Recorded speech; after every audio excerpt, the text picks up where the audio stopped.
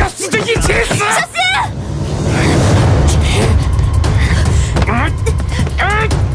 箱子里有猛火药！夫人，升班！进门！女婿！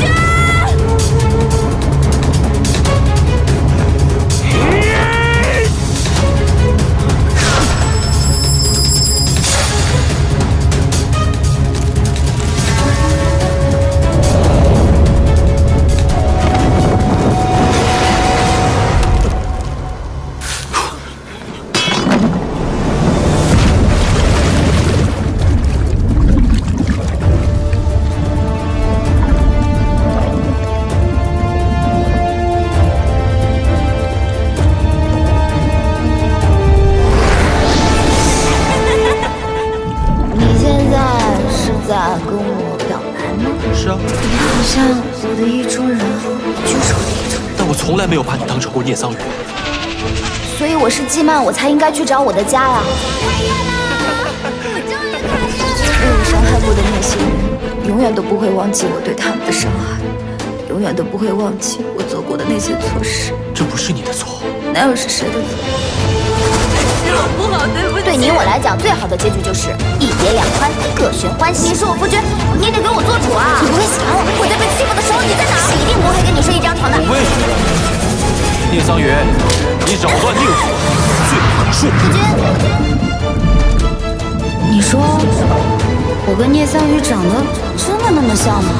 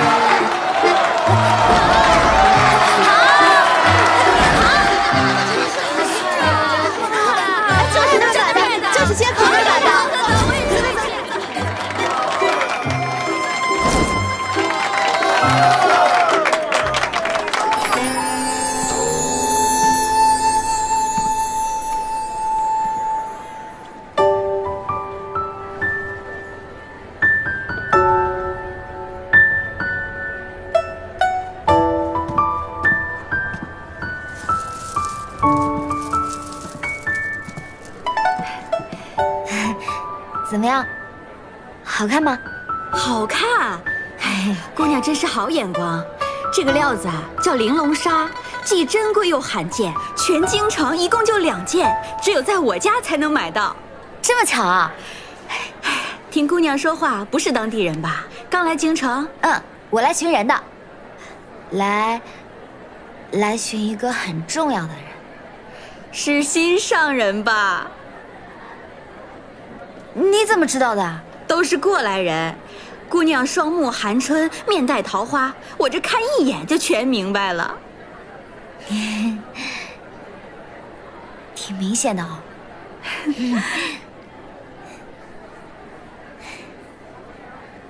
从我第一次遇见你，直到我有足够的勇气来找你，已经4年过去了。今天，我要让你知道，有个叫季曼的姑娘，她倾慕你已久。为了走到你面前，她真的很努力。老板娘，这2件我都要了。可不巧，另外1件前几日被侯府的大夫人给订走了，说是想要在大婚的时候穿。大婚？大婚不是应该穿红色吗？哎呀，姑娘有所不知啊，侯爷今日要迎娶2房夫人过门，他那位泼辣好妒的大夫人就是要穿白衣服，可不就想让新娘子难堪吗？哎呀，可怜我们那位仙人般的莫玉侯啊，怎么就娶了这么厉害的夫人？今日这喜宴，怕是有热闹可看喽。莫玉侯？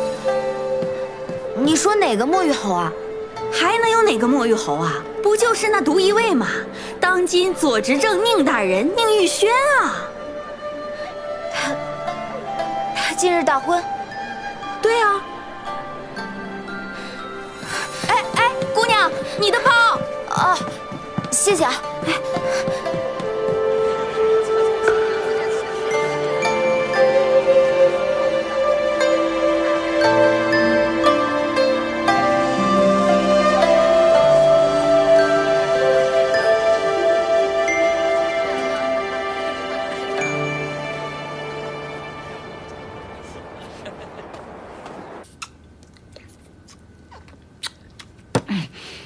亲，还一举娶了2个。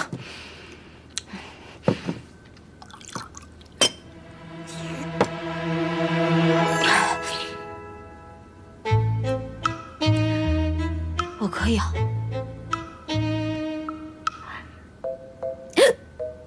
我可以去跟宁宇轩说，我可以做你第3个夫人。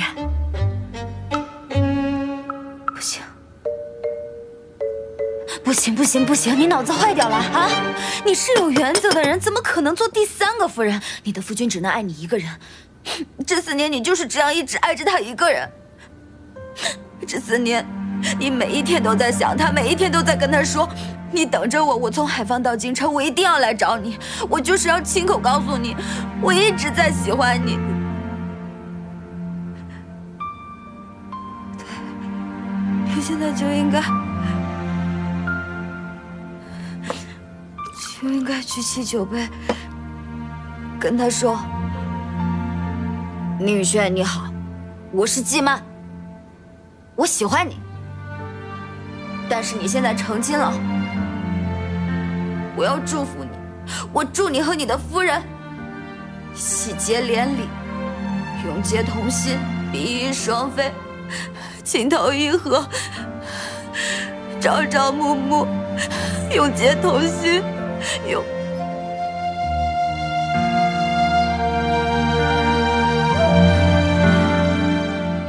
对啊，我应该告诉他。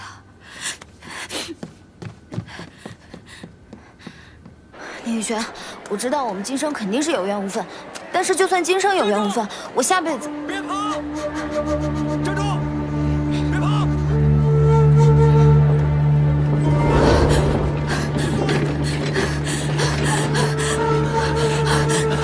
站住！别跑！是我看错了吗？站住！怎么我长得……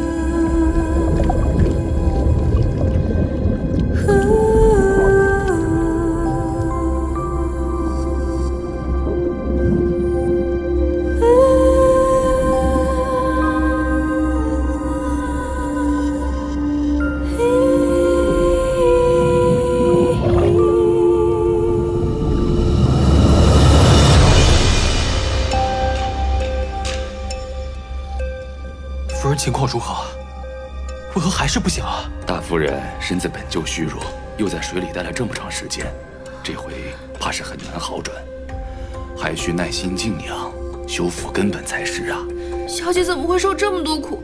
又是下孕又是受伤的，她都把自己折腾成什么样了？侯爷昨晚回来了。怎么能这么快？不仅侯爷回来了，他还抱着大夫人一起回来了。看样子，大夫人好像受了伤，不省人事的。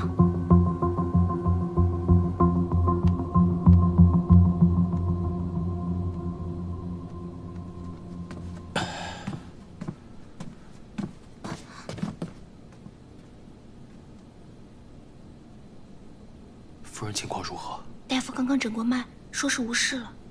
无事？那即使无事的话，为何还不醒来呀？是奴婢照顾不周。我来吧。夫人的药呢？桑葚去煎了，一会儿就好。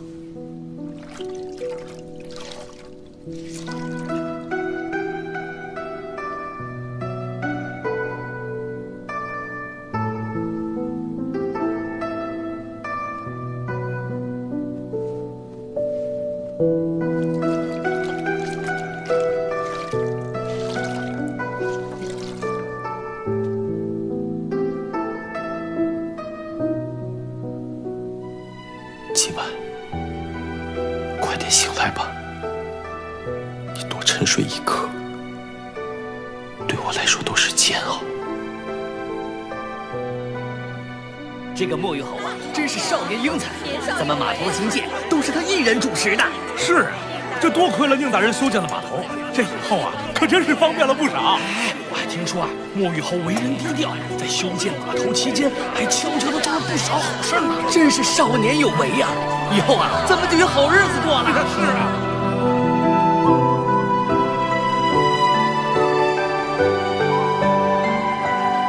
对不起，是我错了，我不应该被你表面的假装坚强给骗了，我也不应该轻信你的小聪明。请你治愈贤弟。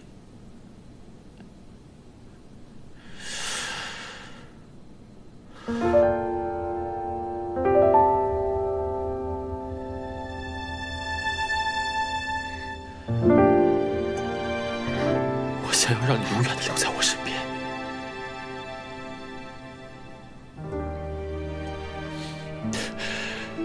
不能再让你因为我而受伤了。所以赶紧醒过来，好不好？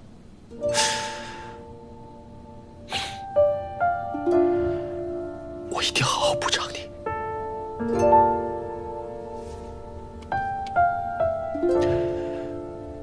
快点醒过来吧。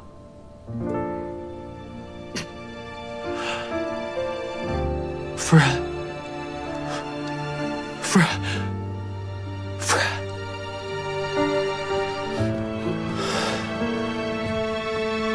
侯爷，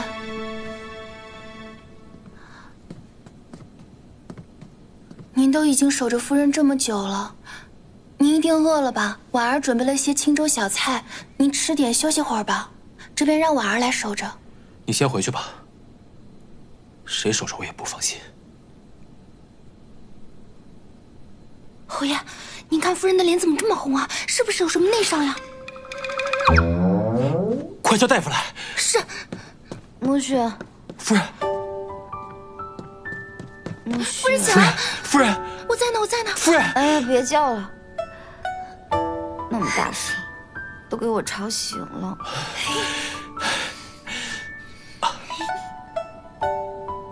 吵醒？你什么时候醒的呀？我刚才说的那些话，你都……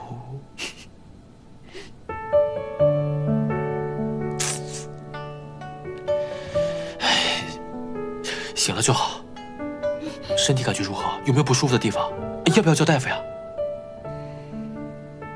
没事好，没事好，你放心。今晚我一直守着你，哪儿都不去。姐姐睡了这么久，一定饿了吧？婉儿准备了新炖的鲍鱼，夫人刚醒，怎么可以吃这么油腻的东西呢？暮雪，你赶紧给夫人做些清淡的东西来。哎，不用了，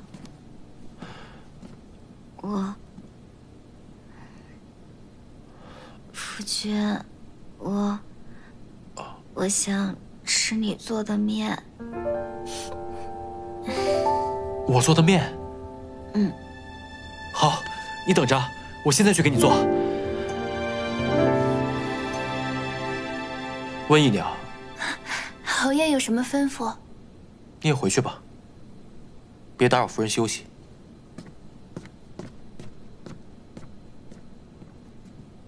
那姐姐先休息，婉儿先告退了。嗯。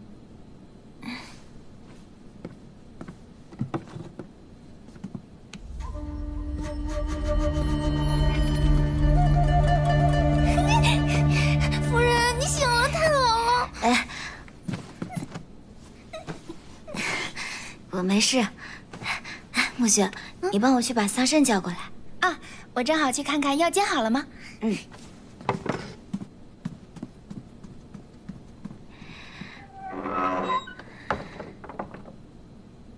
我全想起来了。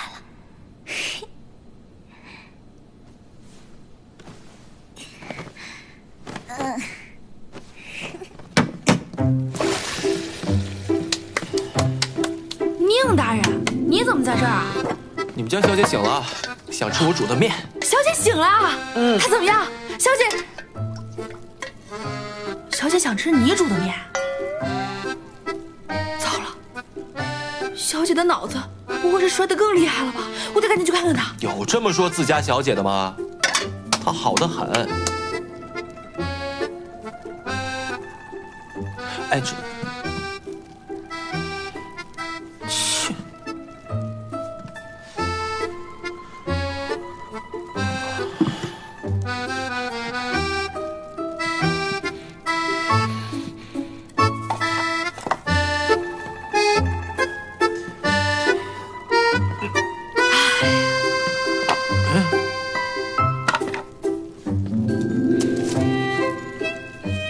谢谢啊。不过说真的，你对你家小姐真是没得说。对我怎么就这么大敌意啊？我们做奴婢的哪敢对主子有敌意？我就是替小姐抱屈，明明有心上人，还跟心上人？你见过啊？当然没有。不过听我家小姐的描述，他可是世间最完美的男子。是吗？还知道什么呀？说来听听啊。我们家小姐说了，她的心上人高大帅气，玉树临风，皮肤白皙，大大的眼睛，高高的鼻梁。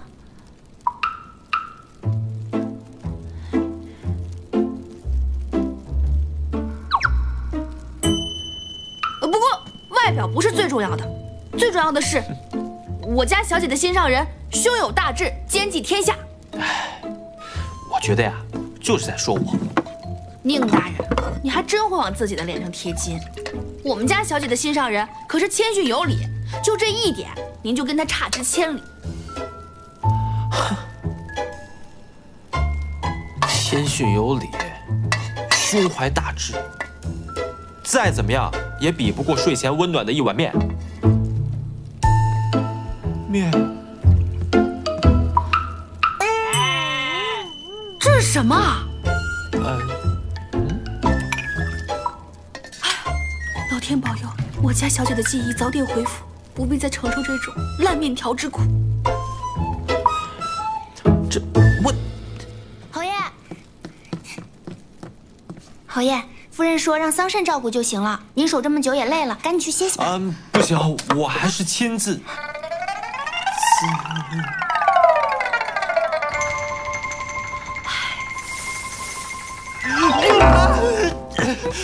还是我来吧。别动！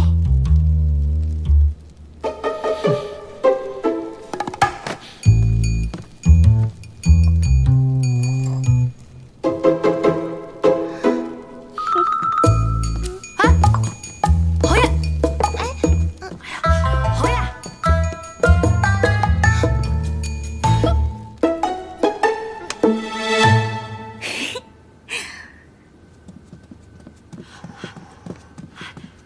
小姐。哎，谁让你起来的？赶紧躺下。你怎么亲自送来了？这个让桑葚做就好了。我想看着你吃。怎么，还怕我不听话呀？没有，当心烫。你看你这2天，为了照顾我都没休息好。快回去吧。你不回去，我不吃了。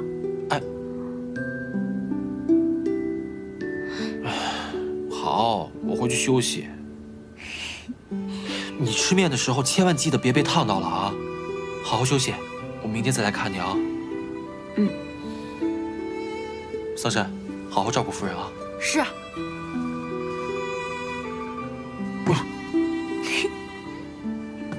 我走了。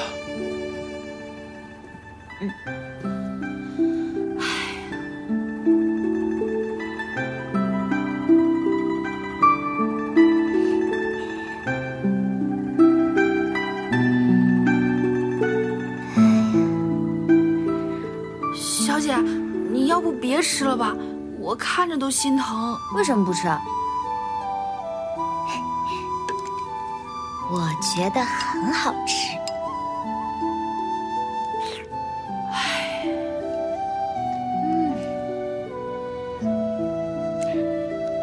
桑葚，你过来，坐下。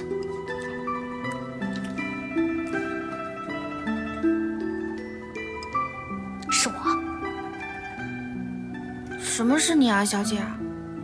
哎，你不会是又摔坏脑袋了吧？我说是我，我是你家小姐，我是季曼。我当然知道你是小姐。小姐，小姐，你恢复记忆了是吗？没错。那小姐可还记得桑葚是如何来到小姐身边的？当然记得。你从小父母双亡，后来9岁的时候来到海方偷吃鸡被人发现了，我就把你救下来，一直留在身边，然后请你连吃了3个月的鸡肉，直到现在你见到鸡肉都会想吐。咱们归海号每次停靠一个码头，咱们必须做的事情是什么？自然是当地的美食，越是苍蝇小馆，味道越让人叫绝。那你最讨厌的东西是什么？最讨厌的就是银子，怎么花都花不完，太烦了。那你最喜欢的东西是什么？最喜欢的是太阳、星星和月亮，因为这些用银子买不到的东西才最让人觉得宝贵。小姐，小姐，你终于恢复记忆了，你终于想起我是谁了。是我，小姐，是我，你不是一直在我身边吗？不一样，就是不一样。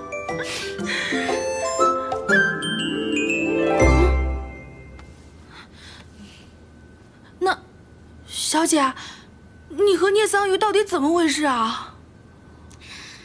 这个故事说来话长，不过现在最要紧的是我心上人的事。小姐的心上人？小姐想到了，那你的心上人是谁？你们互换心意了吗？他身在何处？他倒是找到了，不过，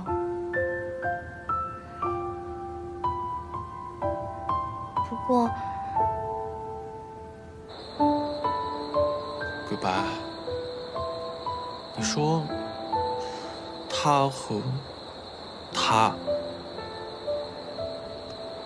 是不是也看过这片星空？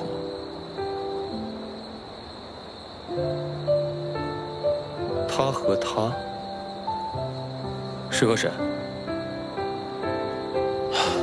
宁大人，你还真会往自己的脸上贴金。我们家小姐的心上人可是谦逊有礼，就这一点，您就跟他差之千里。哎呦，我在胡思乱想些什么呀我？现在最重要的是要让夫人的身体养好。侯爷说的是，等夫人的身体养好了，她的记忆也会慢慢恢复的。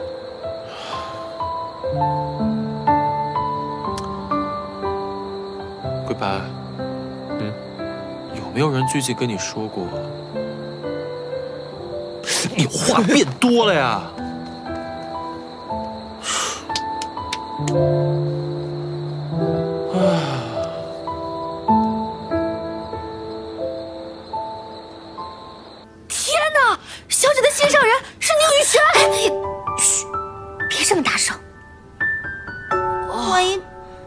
让别人听到就不好了。这不可能！怎么不可能？不过我也没想到，我从海方追到京城的人就是他，还一直在我身边。你说巧不巧？小姐的心上人真的是宁雨轩。我还记得小姐当初为他写诗，虽然不太通顺，还为了他作画，虽然特别丑，可是小姐，你真的为了追求他，跑遍了天南海北，还失去了记忆。那小姐，你那个特别宝贝的箱子里也都是宁雨轩的东西了？什么箱子？就是你。哦，我想起来了。你怎么什么都记得？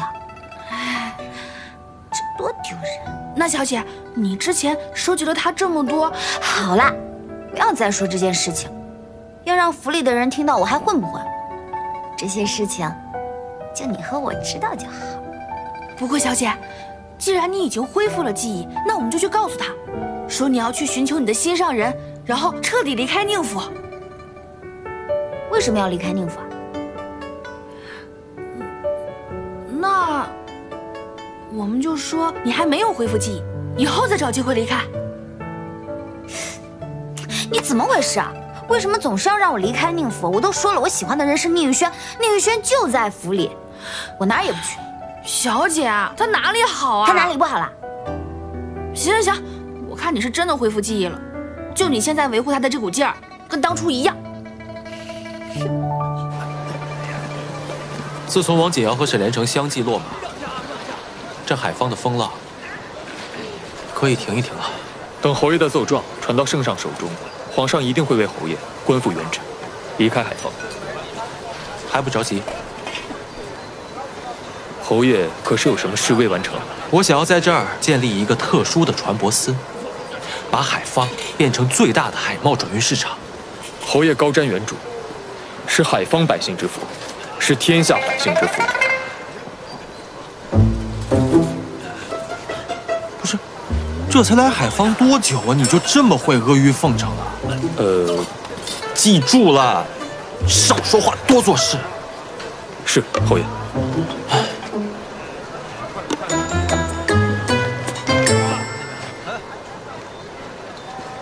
这归海号是不是快修完了呀？已经基本完成了。如果夫人愿意，可以随时回来住。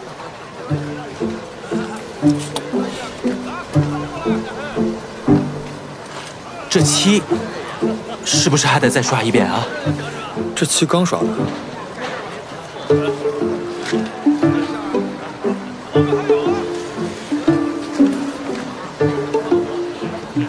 但是夫人刚刚醒来，也不太方便回船上，是不是？侯爷说是就是。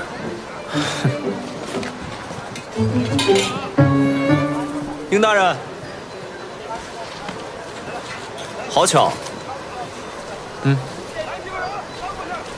我正准备去看聂老。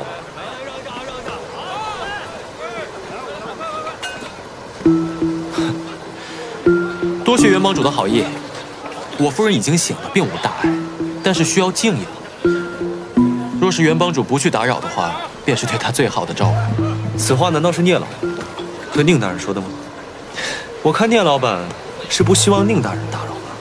元帮主还是不要去随意揣测别人的心思。碎银一案，我真的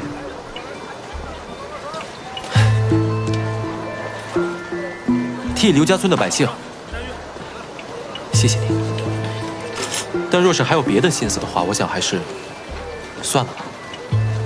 本官赏罚分明，若日后你蛟龙帮的兄弟在外面为非作歹，不会因为连过手一次而对其放任不管的。宁大人，如今蛟龙帮早已今非昔比，除恶扬善是帮内的行事准则。还希望宁大人不要因为以前的恩仇，对蛟龙帮有所成见。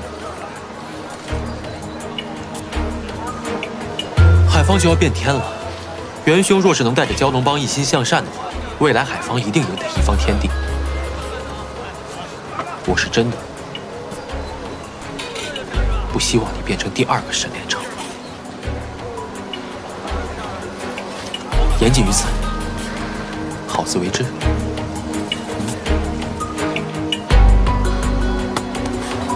走了。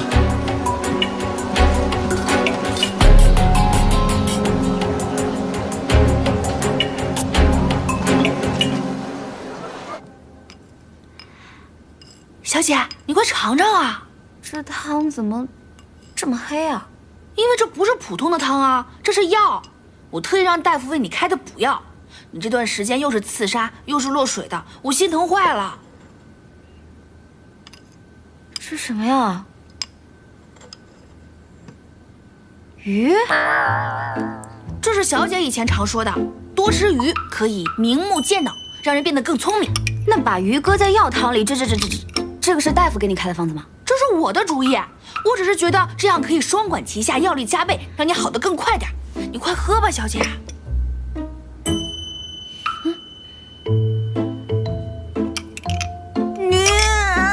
这个味道太难闻了，你自己闻闻，我不想喝。小姐，你以前可是最喜欢吃鱼的呀，你每个月都要跟着捕鱼船出海钓鱼呢。啊，然后啊，把最好的、最新鲜的鱼全部快马加鞭送去京城，给心上人呐。哎呀，我都记起来了，你不要总说。我为他做了那么多的事情，真是应该找个机会告诉他。小姐，快喝一口。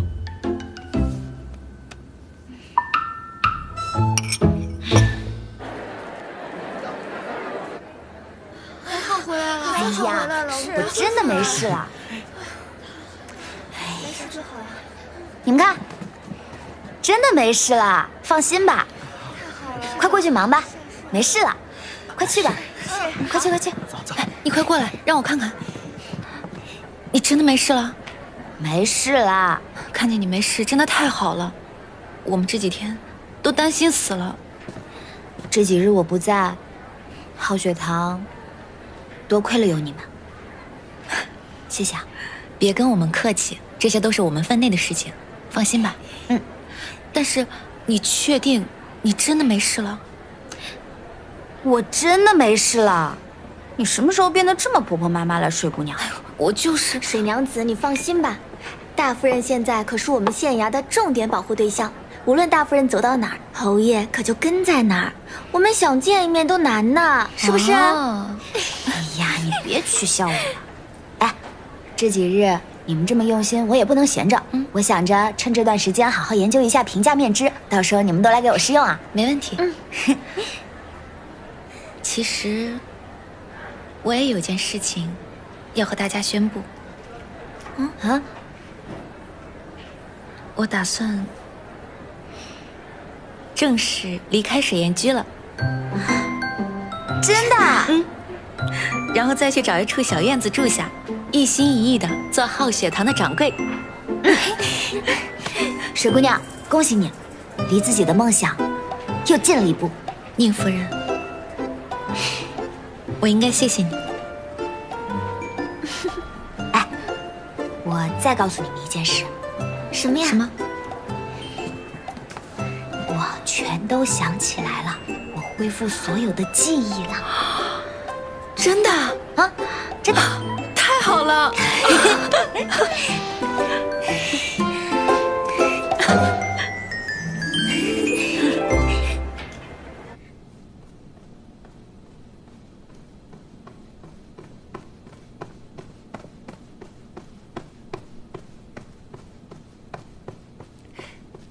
曹公公，皇上，宁大人奏请设立海方船舶司的奏状已经到了。快念！臣宁玉轩奏请皇上亲启，海贸行会会长王锦尧落马，海方乱象渐平。如此尚远不足，依微臣之见，海方会8方商贾，既是入口也是出口，水陆相接于南北2处。若在海方建议船舶司，是海贸新政，以此为国之大海贸牵流中，必披天下，福泽八方，是否有当？扶起皇上圣剑训示，谨复篇具奏。这个宁宇轩，朕果然没有看错他。他此次前往海方，不光洗刷了自己的冤屈，而且还替朕啃下了这么难啃的一块大骨头。好，若是没有陛下的信任和支持，宁大人这7品县官也很难在海方掀起风浪。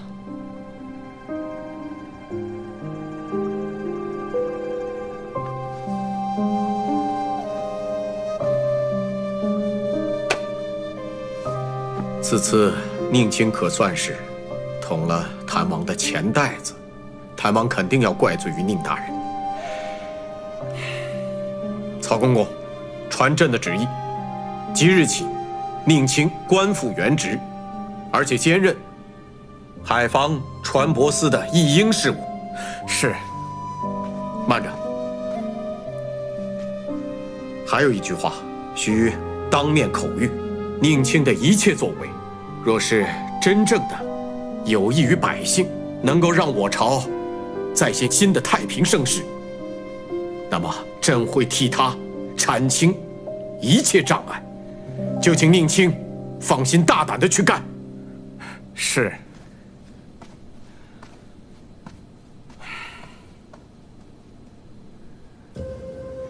好个皇帝小儿！海方牢牢握在我手中10年，他是个狗屁船舶司，便想收回可笑。宁宇轩的任命已经下发，恐怕以后就会常驻海防。你不是说让他消失在海防，神不知鬼不觉？我没记错吧？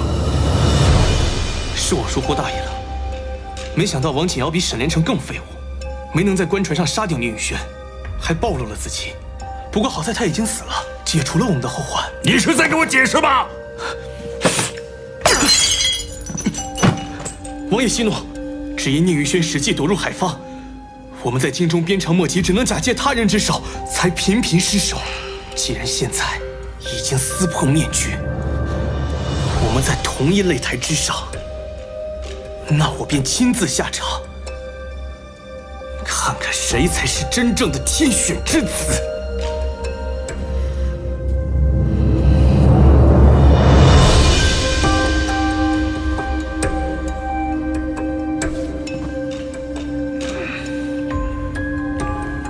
如何把握，那是你的事。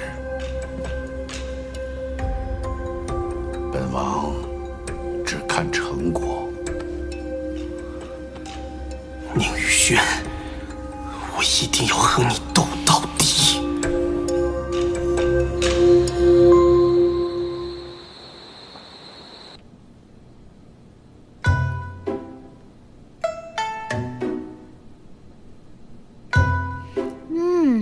好好吃。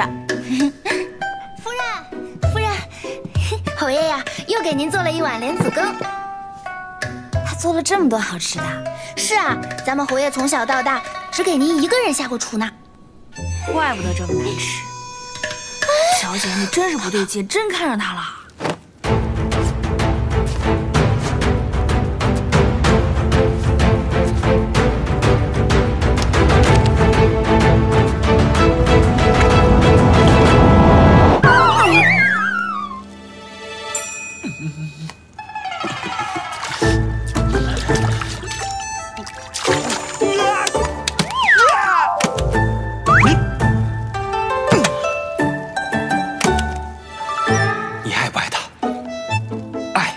所以鱼并不可怕。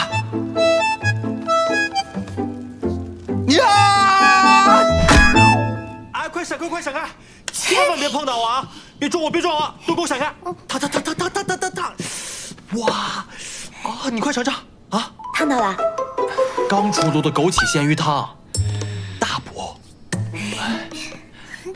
其实我就是落个水也没受伤，你不用这么辛苦。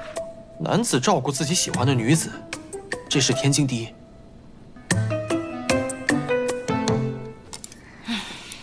先尝尝。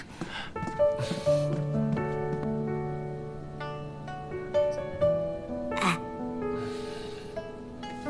你今天怎么突然想起来做鱼汤啊？哦，大夫说了，鱼汤能让人耳聪目明，对身体恢复特别有帮助。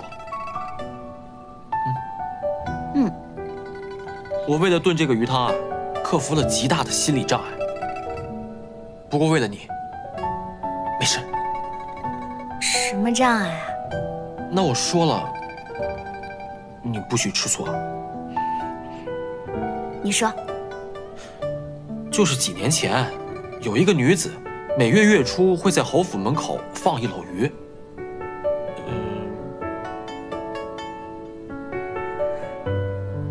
原来你早知道了。不知道，那个人不留姓名，也什么都不留，我怎么知道？哦，不过有的时候他会留下一些奇奇怪怪的情诗，而且日复一日，年复一年的。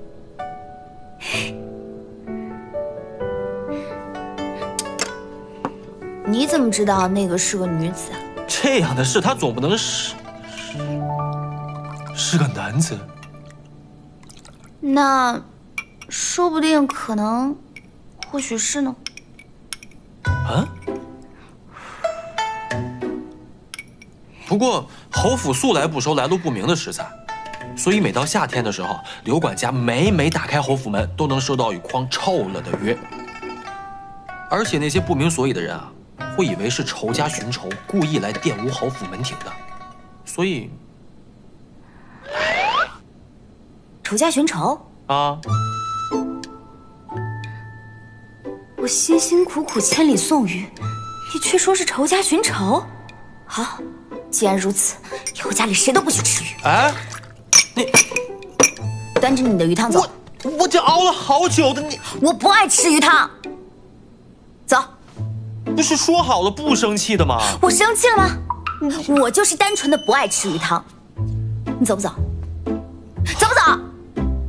我知道了，你就是吃醋了。哎，咋了？走！我本来是想告诉你的，是你不让我告诉你的。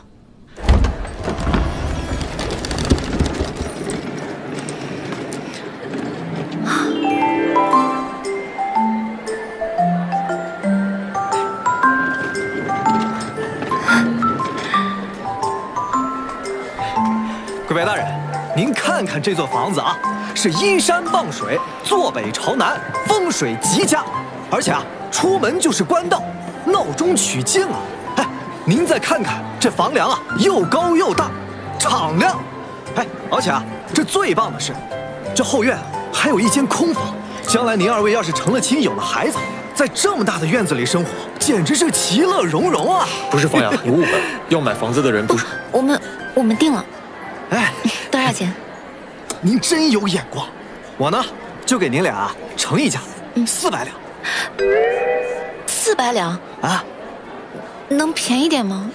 这，我跟您说，这房子前有水，背靠山，闹中取静，是我手里最好的一套。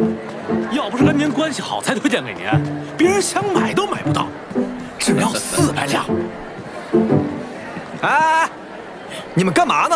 这房子我们定了，你们不用看了，快走快走快走快走！哎，怎么回事啊？这房子不是只推荐给我一个人吗？这怎么多了个买家呀？您别着急，我去处理。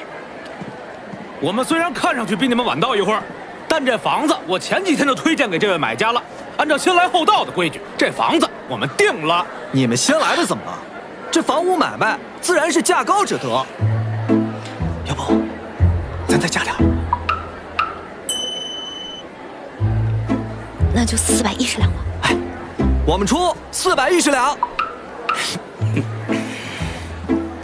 我是个生意人，这户房子风水好，我要定了。我出420两。哇！我430两。450两。姑娘，你还加价吗？啊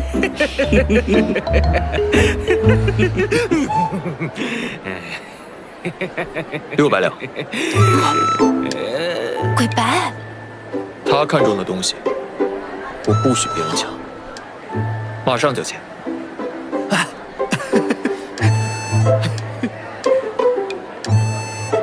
您还要再争取一下吗？一群疯子！你呀，真是办事不力。哎呦，老板，我错了，老板，我不是冲您。你真有魄力。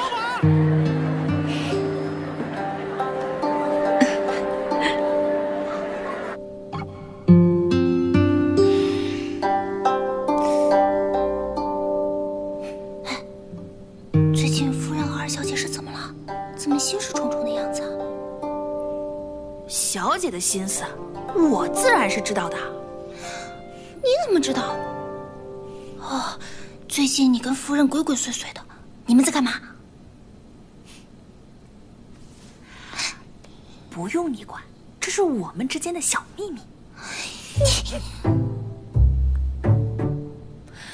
眼下姐姐跟姐夫的关系越来越好了，姐姐为何还愁眉不展？好才愁呢。你为什么愁眉不展？除了那个大将军，还能有谁啊？明明花灯大会上为我放了灯了，为什么迟迟没有动作？哼，都是呆瓜。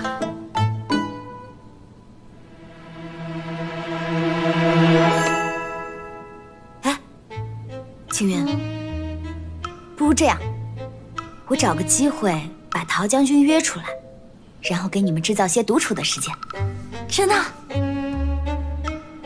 但是后面可就要靠你自己了啊。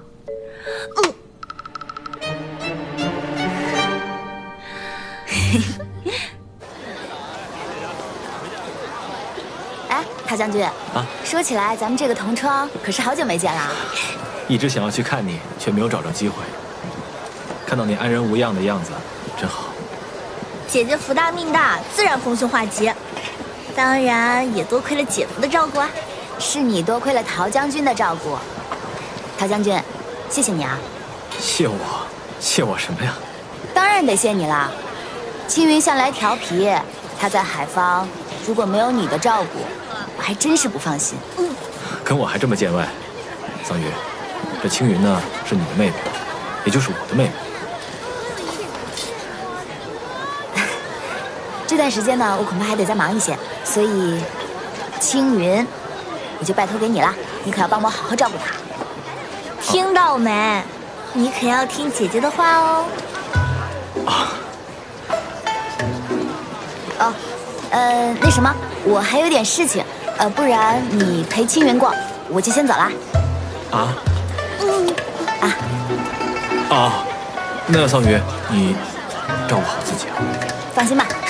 走吧，陶将军，走。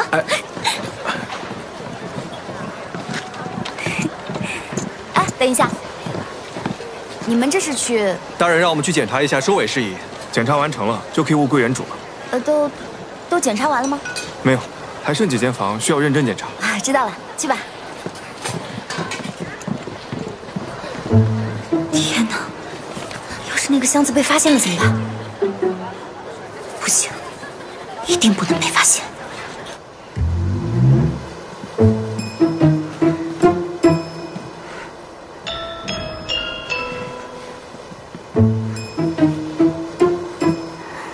藏着，没人发现吧？小姐放心，我做的十分隐蔽，连木须都不知道。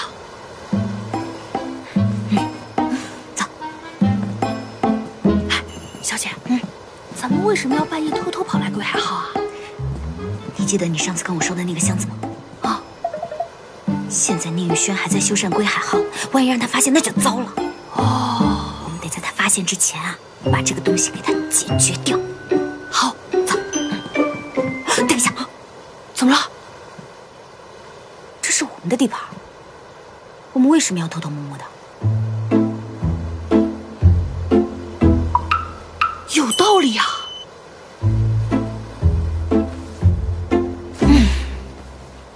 走吧。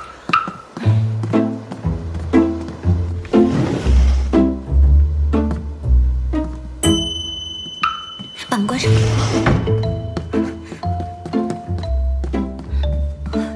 来，帮我一下。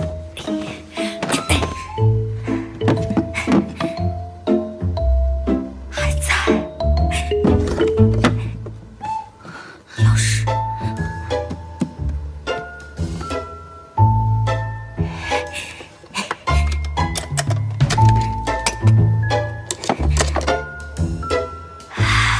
就是它。哎，小姐，那这个东西绝对不能让宁大人发现。小点声，小心被人发现了。那小姐，我现在就把它拿走，扔进海里。哎，等一下啊！我这个是费了好大心思的，不能扔。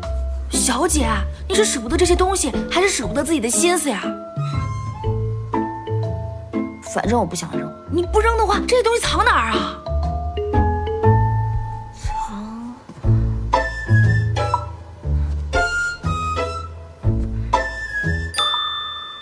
最危险的地方就是最安全的地方。啊！走。哦，好。老爷，找到了！老爷，谢管家。老爷，找到了。什么找到了？季明找到了。啊，他在哪儿？就在京城，不过，似乎他马上就要启程离开京城。快，带我去找他。哎，老爷，我还查到了一件事。啊。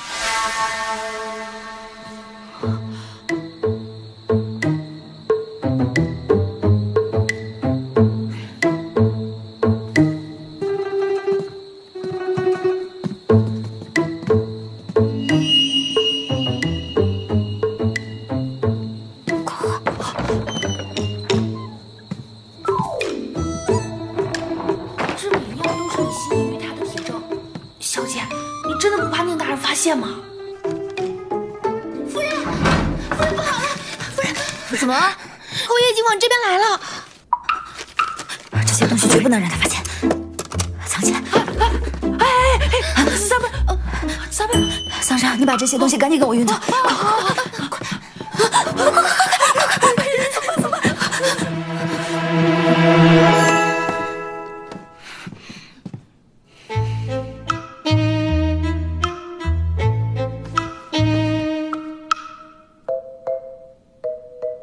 鬼白，带无关的人出去。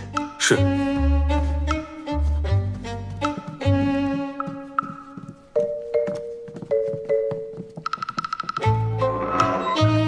这么晚了，夫人不睡觉，在干什么呀？没看我在喝茶、赏月吗？赏月？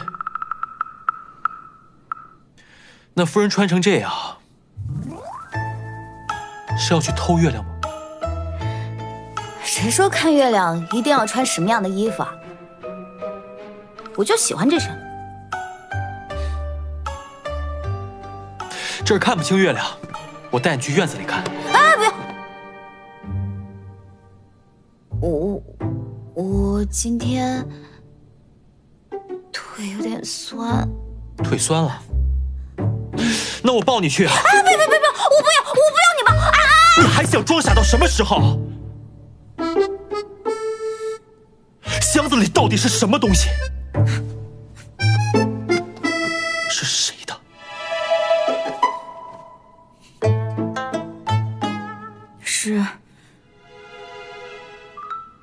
是我的私人物品啦，跟你又没关系。你不要管那么多。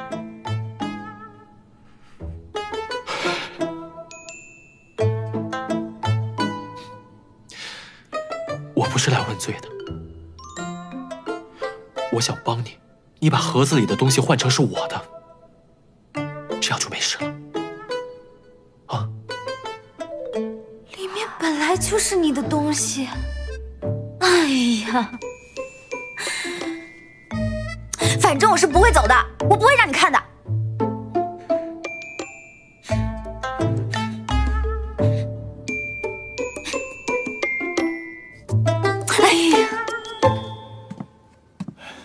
哎呀，老爷，就是这个房间。有人吗？有人吗？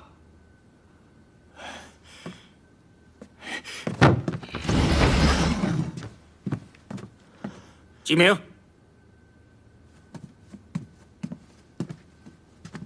几名？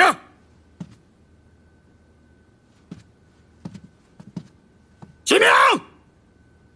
香远大哥。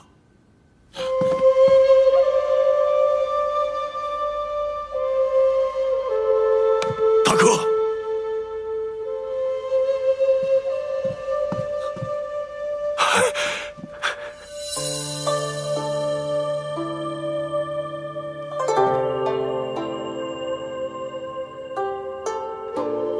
我是该叫你记名呢，还是该叫你归海一刀呢？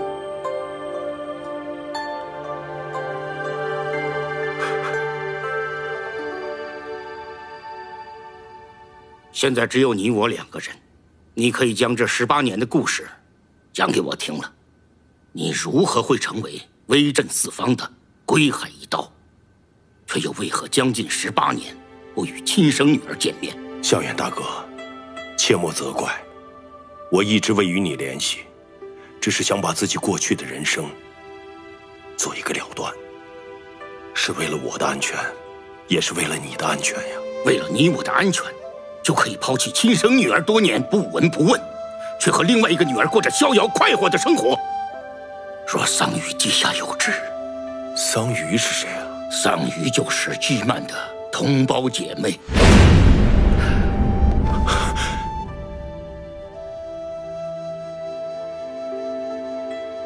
她已经不在人世了，难道你一点都不知道吗？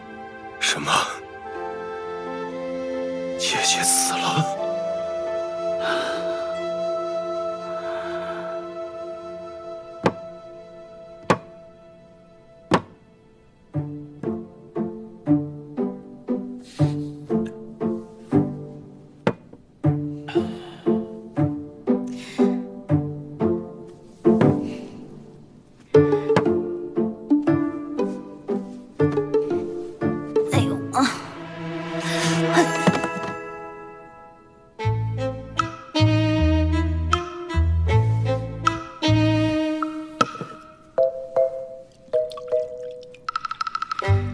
茶都喝光了，还不走？我今天不看到盒子里的东西，我是不会走的。我今天是……府里有人闹事，大夫人的丫鬟桑葚和温姨娘的丫鬟檀香打起来了。什么？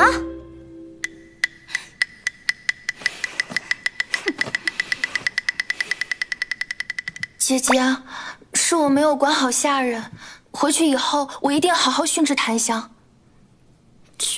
都下去吧。是。夫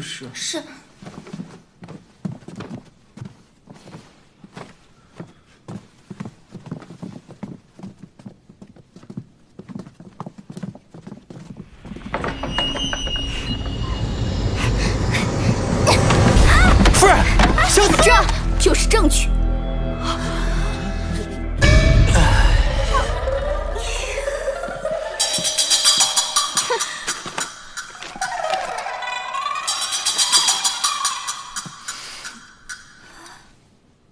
这是侯爷的诗集，这锦囊也是侯爷几年前丢失的，原来都在大夫人这儿。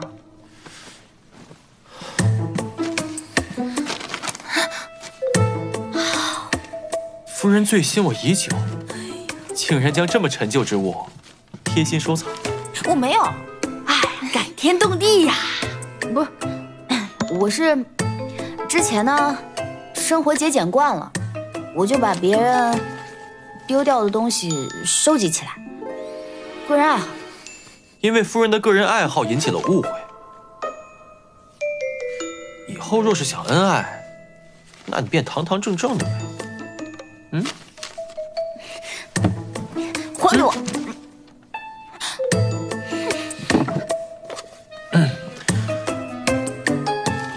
檀香，若再让我发现你污蔑大夫人，绝不饶恕。是。温姨娘，好好管管你的下人。是。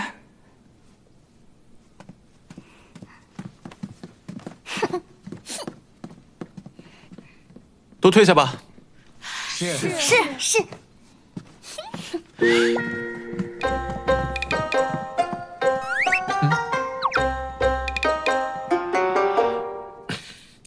你是想看看我跟我夫人多恩爱啊？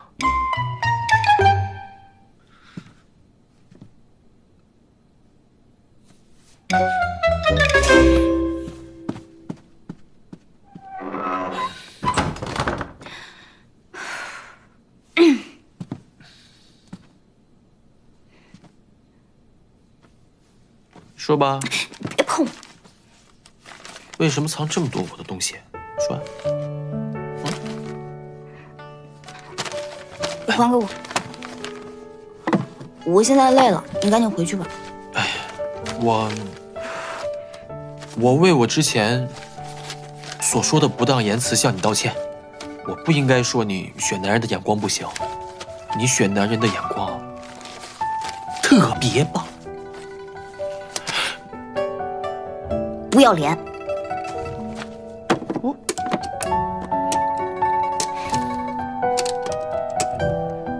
哎呀，哎，你给我！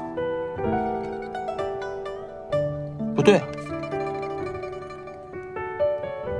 这是我多年前佩戴之物，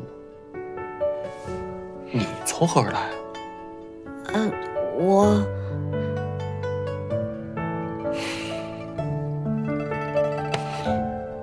我实话跟你说，我现在已经恢复记忆了。